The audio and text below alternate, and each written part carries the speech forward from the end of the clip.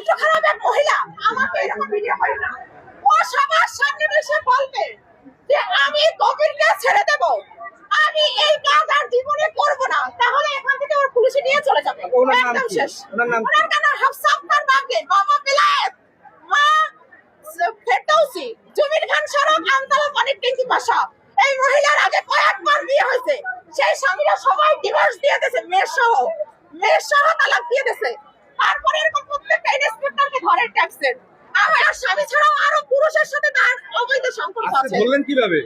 আজকে ধরছি, আজকে তো সে আমাকে মারছে, গায়ে হাত দিছে। কিভাবে আপনার সাথে আমার মেয়েকে আমি স্কুলে দিতে আসছি তখন, আমার মেয়েকে আমি স্কুলে দিতে আসছি, সে পুরুষ লোক নিয়ে আসছে ভাড়াটে গুন্ডা, সেটা দিয়ে আমাকে এরকম মারছে। এই যে ভয়ঙ্কর ভাবে মারার কারণ হচ্ছে সে বলতেছে আমি তার সাথে বিয়ে করছি, তুই চলে যা।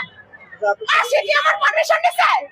সে কি আমার পারমিশন নিয়ে বিয়ে করছে? আপনার হাজবেন্ড কি করেন? সে ট্যাক্সি চাকরি করে। ট্যাক্সে? এই বরিশালে? আমাদের দেশে আছে। ইন্ডিয়ান ট্যাক্সি বরিশালে? এটা কি বরিশালে চাকরি করেন? ঢাকা?